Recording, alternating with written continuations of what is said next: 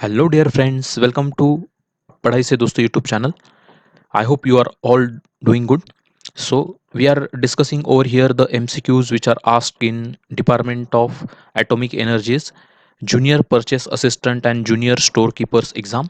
So here it is a booklet C over here, and we are discussing the different sections from this booklet. So it is a 200 mark paper, and 2 hours is a time duration. There is a 1/4 negative marking as you can see over here. Okay, in today's video session we are going to discuss about the part E, that is computer knowledge.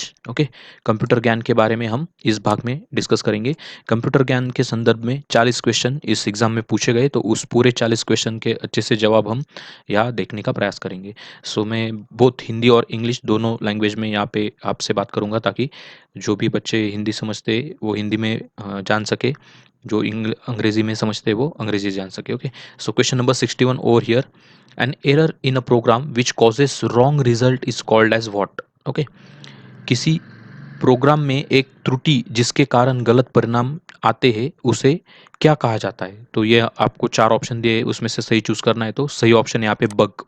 Okay, आप कोई भी programme है, C plus plus या जो भी अलग अलग Python है, जावा है, कोई भी कंप्यूटर लैंग्वेज ले लो, उसमें कोई भी प्रोग्राम आप डाल रहे हो, उसमें कोई भी एरर आती है तो उसे हम बग बोलते हैं. Okay, so question number 62, the function of assembler is what? Okay, तो असेंबलर एक मतलब एक टूल होता है, उसका क्या फंक्शन होता है particularly? So assembler it converts the assembly language into machine language. जो असेंबली लैंग्वेज होती है उसको मशीन लैंग्वेज मतलब कौन सी होती है?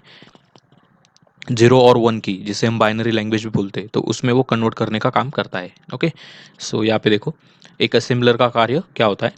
तो असेंबली भाषा को मशीन भाषा में बदलना, ये उसका कार्य होता है. अगला सवाल, M S Word is an example of which of the following? Okay, M S Word किसका एक उदाहरण है?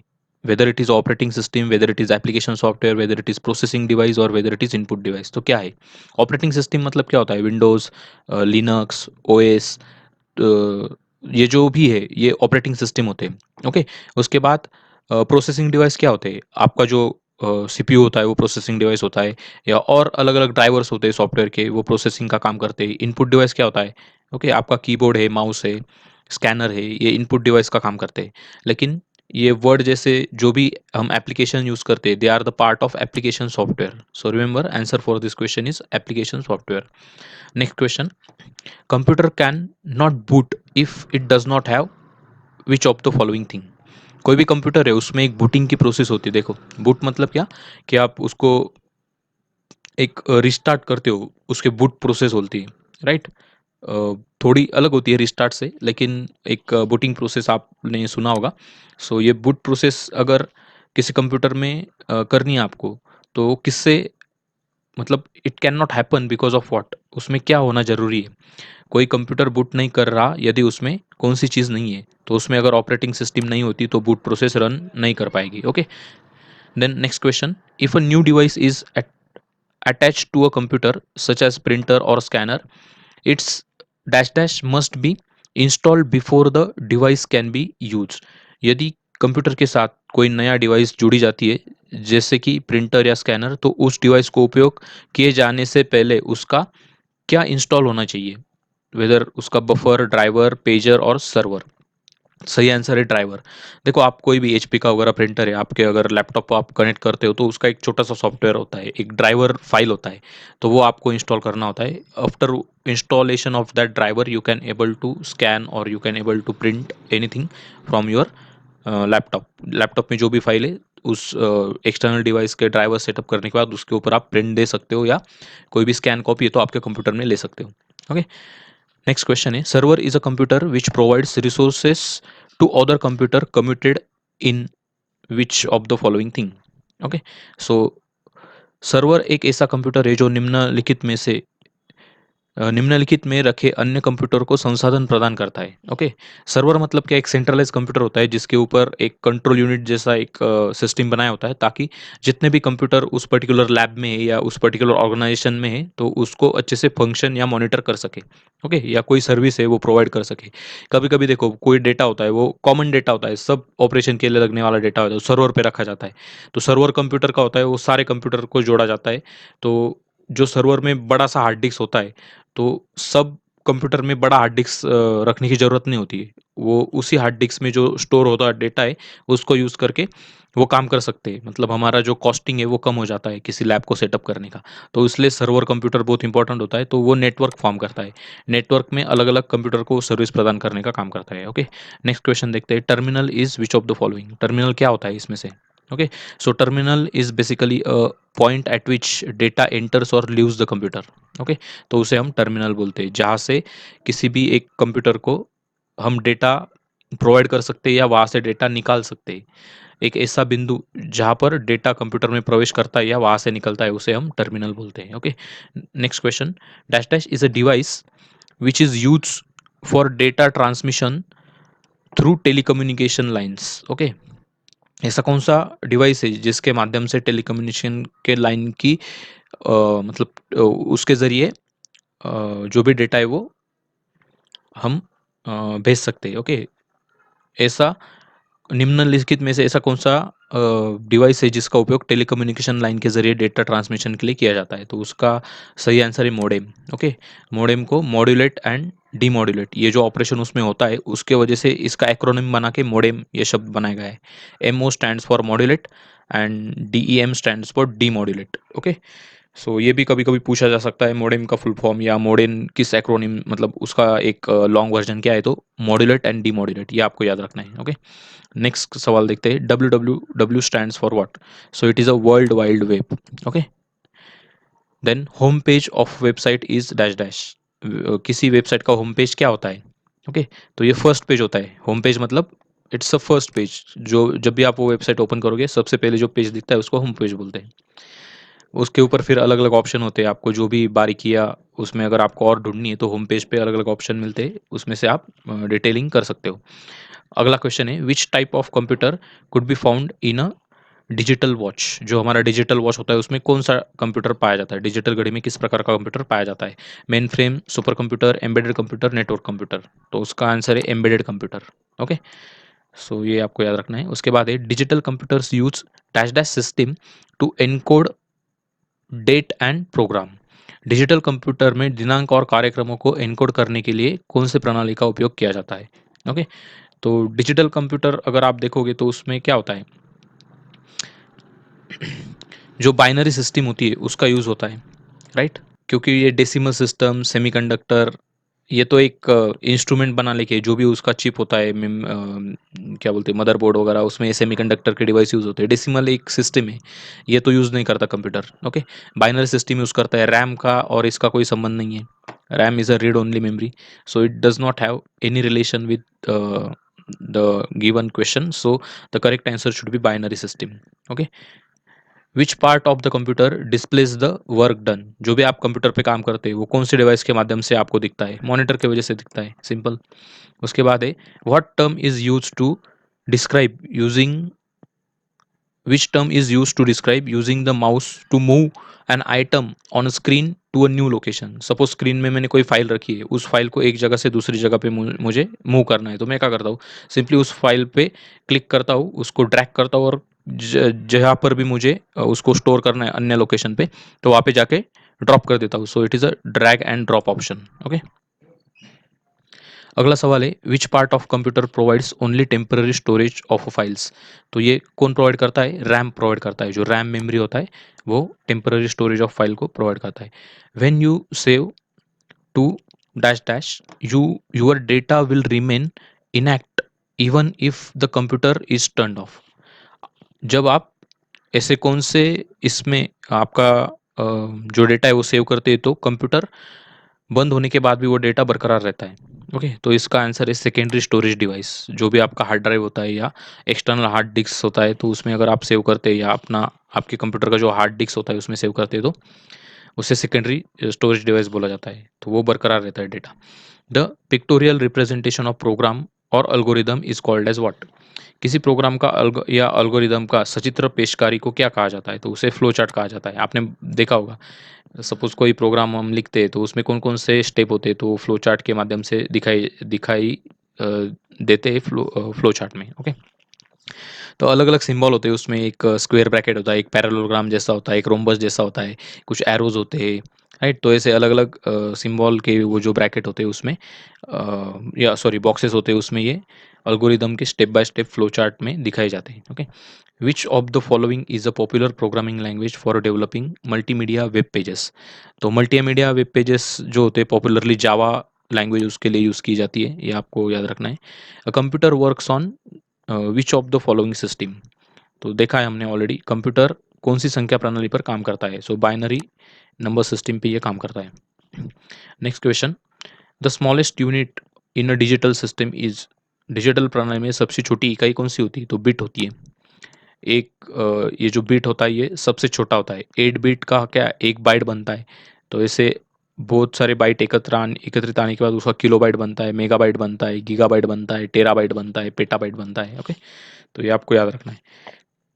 Which type of file is created by word processing program. जो भी हम वर्ड यूज़ करते हैं MS वर्ड, तो अगर उसमें हम कोई भी डेटा एंटर करते हैं या जो भी फाइल बनाते हैं हम, तो कौन से फाइल के नाम से वो सेव होती है, सो it is a document file. Okay, DOC के एक एक्सटेंशन से वो सेव होता है। ओके, वर्ड प्रोसेसिंग प्रोग्राम के द्वारा किस प्रकार की फाइल बनाई जाती है, तो डॉक्यूमेंट फाइल बनाई जाती है। उसके बाद है and dash dash camera is a peripheral device used to capture still images in digital format that can be easily transferred into a computer and manipulated using graphics software. Okay, तो इसका सही जवाब है डिजिटल कैमरा। जो हमारा digital camera होता है उसमें देखो कोई भी इमेज हम अच्छे से कैप्चर कर पाते हैं और उसको कंप्यूटर में इजीली स्टोर करने के बाद हम उसको अलग अलग ग्राफिक सॉफ्टवेयर में भी यूज़ कर पाते हैं। सो इसका जवाब होगा डिजिटल कैमरा। ऐसा कौन सा कैमरा है कि एक ऐसी पेरिफेरल डिवाइस है जिसका उपयोग अचल तस्वीरों को डिजिटल फॉर्मेट में कैप्चर करने के लिए किया जाता है, उन्हें आसानी से कंप्यूटर में स्थलांतरित किया जाता है और ग्राफिक सॉफ्टवेयर का उपयोग करके बदलाव भी उसमें किए जाते हैं। तो उसका जवाब होगा डिजिटल कैमरा। ओके, अगला सवाल देखते हैं। OCR stands for what. It is a optical character recognition. Okay, optical character recognition उसे बोला जाता है। Which process checks to ensure components of the computer are operating and connected properly। ऐसे कौन सी सिस्टम है या कौन सी एक प्रोसेस है जो कि कंप्यूटर के सारे जो प्रोग्राम है वो प्रॉपरली कनेक्टेड है या नहीं, वो देखने के लिए वो प्रॉपरली है कि नहीं वो देखने के लिए उसमें उपयोग में लाई जाती है। तो उसका आंसर है प्रोसेसिंग। ओके, यह सुनिश्चित करने के लिए कौन सी प्रक्रिया जांच करती है कि कंप्यूटर के घटक ठीक से काम कर रहे हैं और जुड़े हुए हैं या नहीं। ओके, तो प्रोसेसिंग सिस्टम उसके लिए काम करती है। चैट क्या होता है, बहुत बार हम बहुत ये शब्द इस्तेमाल करते हैं, I am chatting with my friend और something like that. So what is this chat. It's a real time typed message.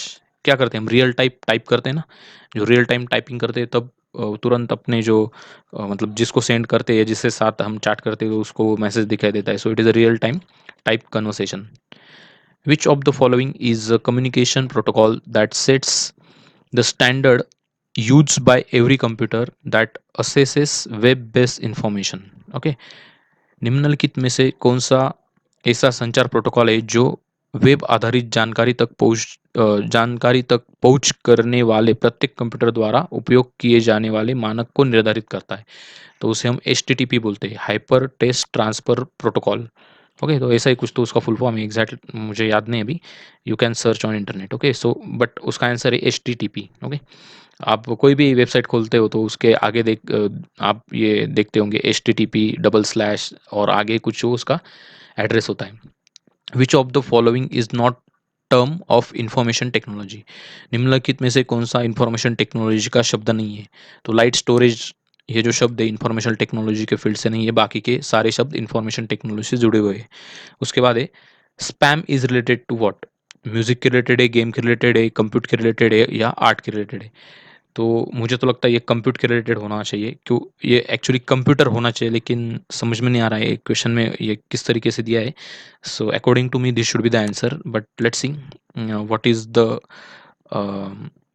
answer given by the Department of Atomic Energy, then uh, that answer will be the final one. Okay, the next one, in order to tell Excel that we are entering a formula in a cell, we must begin with an operator such as which of the following. Okay, तो Excel को यह बताने के लिए कि हम किसी cell में फॉर्मूला दर्ज करा रहे हैं, हमें एक ऑपरेटर से शुरू करना होता है, जैसे कि ये 4 दिए हैं, उसमें से आपको सही चूज़ करना है। तो ये जो इक्वल टू साइन होता है, ये हम उसमें डालते हैं सेल में और आगे फॉर्मूला टाइप करते हैं। देखो, जो भी एक्सेल में हम फॉर्मूला डालते हैं वो क्या होता है, इक्वेशन होता है। इक्वेशन को किसी से तो इक्वेट करना होगा ना। जो आउटपुट है इक्वेशन में, हम जो भी वैल्यू एंटर करते हैं उस वैल्यू के ऊपर प्रोसेसिंग करके इक्वेशन कुछ तो आउटपुट देता है। इसलिए हम वो इक्वल टू के साइन से उसका एक शुरुआत करते हैं। ओके, क्योंकि उस सेल में जो भी वैल्यू आएगा वो किससे इक्वेट करेगा, जो भी इक्वेशन हम उसमें डालेंगे, जो भी फॉर्मूला हम डालेंगे उसको इक्वेट करेगा, right. So that's why equal to sign is there. Okay, अगला सवाल, what is required when more than one person uses a central computer at the same time. Okay, जब एक से अधिक व्यक्ति एक ही समय में किसी केंद्रीय कंप्यूटर का उपयोग कर रहे हैं तो उसके लिए क्या आवश्यक होता है, तो उसके लिए टर्मिनल आवश्यक होता है। सेंट्रल कंप्यूटर से अलग अलग टर्मिनल जो भी ऑर्गेनाइजेशन में अलग अलग कंप्यूटर होते हैं उसको कनेक्ट करते हैं, ताकि एक ही कंप्यूटर पे अलग अलग लोग काम कर सकें। ओके, अगला question, which of the following software contains list of commands and options. Okay, तो इसमें से मतलब सॉफ्टवेयर नहीं है एक्चुअली, ये ऐसा कौन सा एक बार है या जो भी एक आप बोल सकते हो कि जगह है जहाँ पे सॉफ्टवेयर के जो भी लिस्ट होती है कमांड और प्रोग्राम की ऑप्शंस की, वो हमें दिखाई देती है। सॉफ्टवेयर के कौन से कमांड्स और विकल्प की सूची निम्नलिखित में से कहाँ पे होती है, तो उसका आंसर है मेनू बार। तो मेनू बार में आप देख सकते हो कि अलग अलग सॉफ्टवेयर के जो भी कमांड्स और ऑप्शन होते हैं वो सूचित किए होते हैं। ऑल द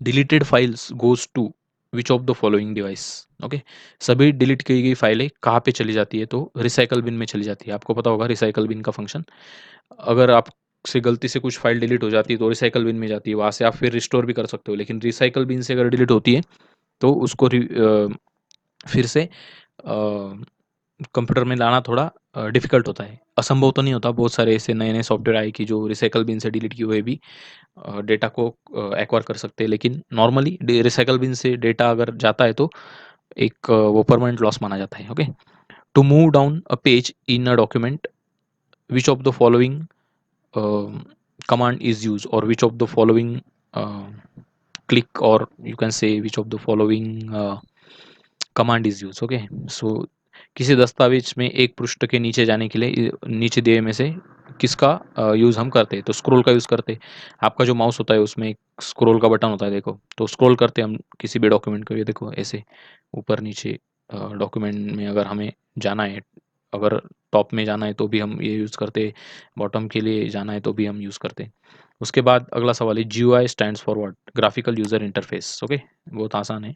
उसके बाद है, अ task bar is located at which place. Okay, task bar कहाँ पर स्थित होती है, सो it is located at bottom of the screen. Okay, actually ये जो है टास्क बार, ये बॉटम ऑफ द स्क्रीन होती है, लेकिन आप मैन्युअली उसको मतलब उसका सेटिंग आप चेंज कर सकते हो, उसको टॉप पे ले जा सकते हो या साइड में ले जा सकते हो, लेफ्ट और राइट कहीं भी आप आपके हिसाब से उसको एडजस्ट कर सकते हो। थोड़ा सा एक कन्फ्यूजिंग ही था, क्योंकि बहुत लोगों को लगता होगा कि वो टॉप ऑफ द स्क्रीन होता होगा, लेकिन एक्चुअली उसका proper location bottom of the screen होता है। In which group do we work at the time of text formatting in Word. Word में टेक्स्ट फॉर्मेटिंग के समय हम किस समूह में काम करते हैं, तो टेबल, पैराग्राफ और इंडेक्सेस, तो इस समूह में हम काम करते हैं। ओके, तो जो भी लोग वर्ड में काम करते होंगे उनको ये फॉर्मेट्स के बारे में पता होगा। ओके, तो ये अलग अलग फॉर्मेट्स है जो कि वर्ड में काम करते समय यूज़ किए जाते हैं। Excel workbook is a collection of which of the following. जो एक्सेल का वर्कबुक होता है उसमें क्या करते हैं हम, चार्ट बनाते हैं और एक कुछ वर्कशीट होता है, उनका कॉम्बिनेशन होता है। सो it is a collection or combination of charts and worksheets. So the answer should be A and C both. Okay. Next question है यहाँ पे, which one of the following software application would be most appropriate for performing numerical and statistical calculations। जो numerical और statistical अलग अलग operation होते हैं, कुछ कैलकुलेशंस होते हैं, तो उसके लिए निम्नलिखित में से कौन से एक सॉफ्टवेयर एप्लीकेशन है उसका यूज़ किया जाता है, तो उसका नाम है स्प्रेडशीट। गूगल स्प्रेडशीट के बारे में आपको पता होगा, बहुत सारे स्टैटिस्टिकल और न्यूमेरिकल कैलकुलेशन करने के लिए वो काम में लिया जाता है। Which application is commonly used to prepare a presentation और स्लाइड शो?